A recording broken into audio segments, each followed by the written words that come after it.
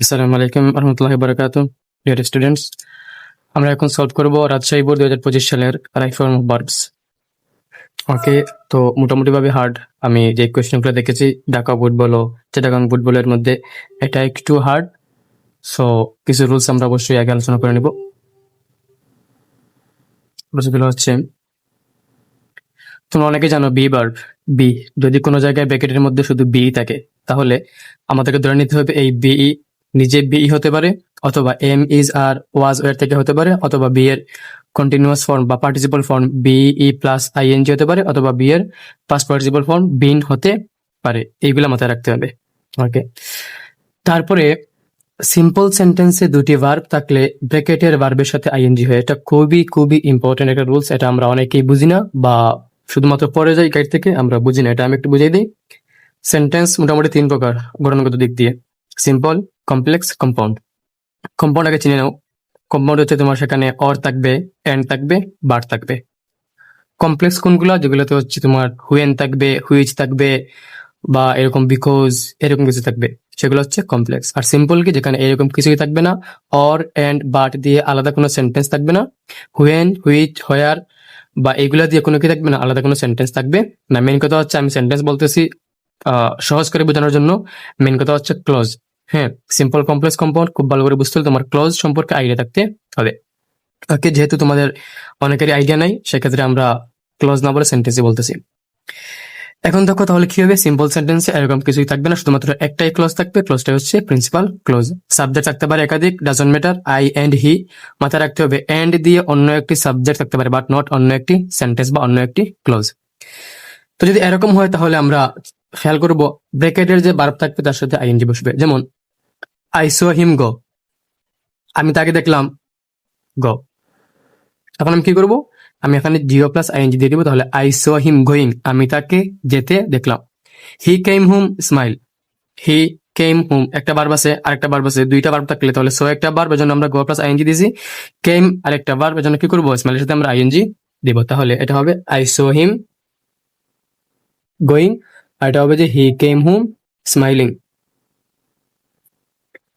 তারপরে দেখো, স্বাভাবিক সত্য যা সব সময় হয় এরকম বোঝালে প্রেজেন্ট ইনডিফিনিট টেন্স হয়। একটু ইম্পর্টেন্ট, স্বাভাবিক সত্য বা ইউনিভার্সাল ট্রুথ বা অভ্যাসগত সত্য যেগুলো সব সময় হয়। আমি আমি যেমন আমি ভাত খাই, এখানে বলার প্রয়োজন নাই যে আমি প্রত্যেকদিন ভাত খাই, এটা আমরা সব সময় খাই। আমি ফুটবল খেলি, বলার প্রয়োজন নাই প্রত্যেক দিনই খেলি, এটা স্বাভাবিক, সব সময় ঘটে। সেক্ষেত্রে যদি এরকম হয়, তাহলে প্রেজেন্ট ইনডিফিনিট টেন্স ইউজ করা হবে।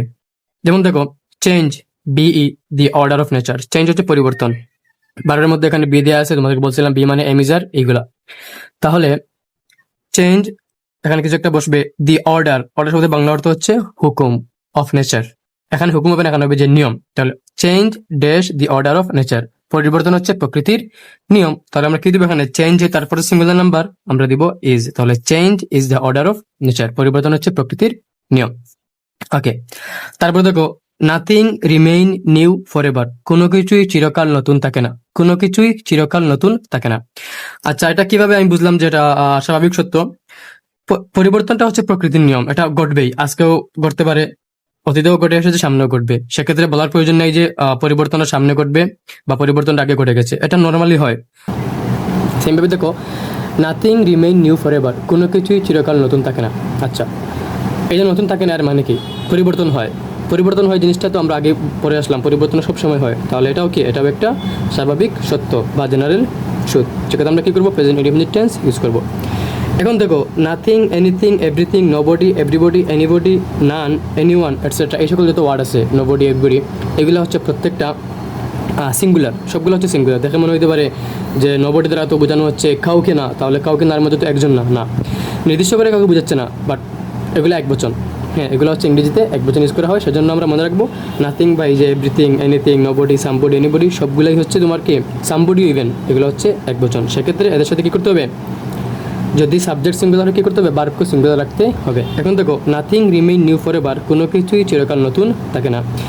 তাহলে ভার্ব হচ্ছে রিমেইন, রিমেইনকে কী করতে হবে? সিঙ্গুলার করতে হবে। আর ভার্বকে সিঙ্গুলার করার নিয়ম হচ্ছে ভার্বের সাথে এস বাই এস দিয়ে দেওয়া। তাহলে এটা হবে nothing remains new for ever.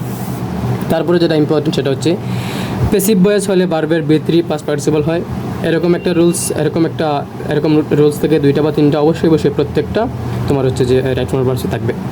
Passive voice হলে ভার্বের ভিত্তি হয় বা পাস্ট পার্টিসিপল হয়। দে প্লে ফুটবল, আর এটা মাথায় রাখতে হবে যে প্যাসিভ ভয়েসে most of the cases by দেয়া থাকে, একটু সহজ করে দিলে তাহলে বাই দিয়ে থাকবে। দে প্লে ফুটবল, যেমন তারা ফুটবল খেলে। প্যাসিভ ভয়েস কি, যেটা হচ্ছে সাবজেক্ট নিজে কাজ করবে না, অন্য কেউ কাজটা করবে। Football are played by them, are কেন বসছে, কেননা দে হচ্ছে প্লুরাল নাম্বার, ফুটবল হচ্ছে সাবজেক্ট, তাহলে football are played by them, football তাদের দ্বারা খেলা হয়, সেক্ষেত্রে ফুটবল নিজে খেলে না, আমরা ফুটবলকে খেলি, এটা হচ্ছে প্যাসিভ ভয়েস। এই রুলসগুলো পারলে মোটামুটিভাবে যে কোনো বোর্ডের রাইট ফর্ম ভার্বস বলো বা অন্য গ্রামারের যে কোনো পার্ট খুব ভালো করে পারা যাবে। দেখো তাহলে প্রথমে এটা আমাদের অলরেডি করা শেষ। Change is the order of nature, পরিবর্তন হচ্ছে প্রকৃতির নিয়ম, এখানে বসবে ইজ। বিকজ, কারণ we know the proverb, we know the proverb, এটা হচ্ছে প্রবাদ, প্রভাবের বাংলা অর্থ হচ্ছে প্রবাদ। আমরা জানি যে দ্যাট ওল্ড অর্ডার চেঞ্জ, পুরাতন নিয়ম পরিবর্তন হয়, yield place to the new, নতুনকে স্থান করে দেয়। ধরো যে কোনো আমরা বলি না এরকম যে এই কী বলে যে একটা এরকম বাংলাতে একটা প্রবাদ আছে, ছেড়ে দিতে হবে স্থান, নতুনটা এসেছে, এরকম একটা প্রবাদ আছে যে যেমন ধরো ফুটবলে কিছু প্লেয়ার আছে না অনেক সিনিয়র হয়ে যায়, তারা কী করে অবসর নিয়ে নেয়, কেন, কারণ এখন আর খেলার প্রয়োজন নেই, বাট তারা চাইলেও খেলতে পারতো।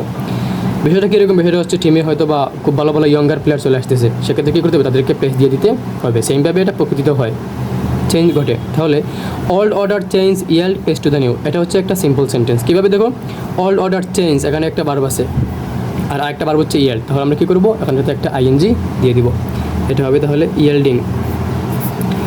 That old order change yielding place to the new. সুতরাং nothing remain new forever, তোমরা পরে আসছো, এটা নাথিং হচ্ছে থার্ড পারসন এবং অবশ্যই সিঙ্গুলার, সো এটা হবে nothing remains new for ever, কোনো কিছু নতুন থাকে না, চেঞ্জ হয় সবসময়।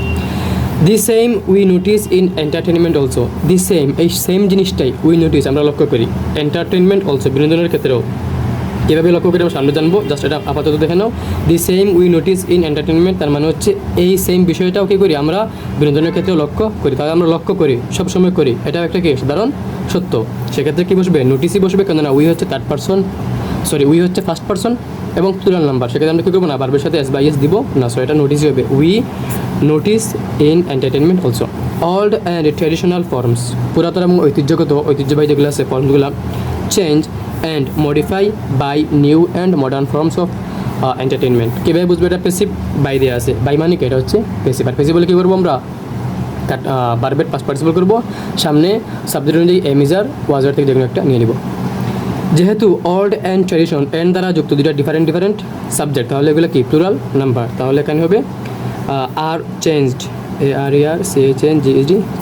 চেঞ্জ কেন হবে, কেননা বাই আছে মানে প্যাসিভ, তাহলে বি3 হবে। আর কেন আসবে, যেহেতু সাবজেক্ট দুইটা। ওল্ড অ্যান্ড ট্র্যাডিশনাল ফর্মস, পুরাতন এবং ঐতিহ্যগত যে রূপগুলো আছে সেগুলো চেঞ্জ হচ্ছে। অ্যান্ড মডিফাইড, এখানে হবে মডিফাইড, বলতেছি কেন, MODIFIED, মডিফাইড, যেহেতু পুরো সেন্টেন্সটাই প্যাসিভ তাহলে এখানে মডিফাইডই হবে। এখন সামনে এমিজার কেন আসবে না, এটা হচ্ছে সংক্ষিপ্তকরণ, ইংলিশ সেন্টেন্স সংক্ষিপ্তকরণ করা যায়, যেমন আমি এখানে চাইলে আবার দিতে পারতাম আর মডিফাইড, বা এটা সুন্দর না, তাহলে কী করা যায়, যদি একই ভার্ব দিয়ে কাজ চলে, যেমন এখানে এই যে আর চেঞ্জ, একই অক্সিলারি ভার্ব দিয়ে চলতেছে দুইটাই, সেক্ষেত্রে আমরা কী করবো না, আর আরেকটা আর নতুন করে অ্যাড করবো না। Okay, by new and modern forms of entertainment, তাহলে সবগুলো কী হচ্ছে, পুরাতন যেগুলো ছিল ঐতিহ্যবাহী সেগুলো হচ্ছে নতুন ফর্ম দ্বারা কী হচ্ছে, পরিবর্তন হচ্ছে।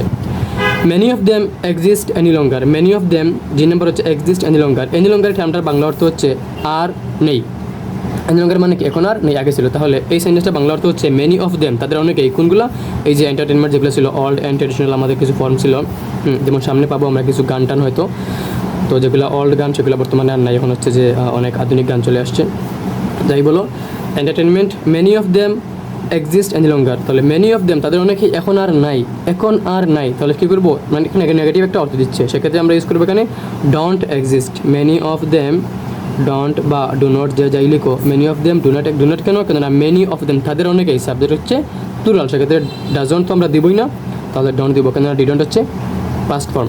ওকে, টুডেই, বর্তমানে বা আজকাল TV channels and satellite supersede radio, দেখো আগে ছিল টিভি চ্যানেলস, এবং সেগুলো কী করছে, আগে ছিল হচ্ছে তোমার হ্যাঁ টিভি চ্যানেল, আগে ছিল রেডিওকে কী করছে, রেডিওকে বর্তমানে টিভি চ্যানেল বলো বা স্যাটেলাইট বলো, সেগুলো কী করে ফেলছে, প্রতিস্থাপন করে এই যে সুপারসিডের বাংলা অর্থ হচ্ছে প্রতিস্থাপন, খুবই আনকমন একটা বার, সুপারসিড রেডিও।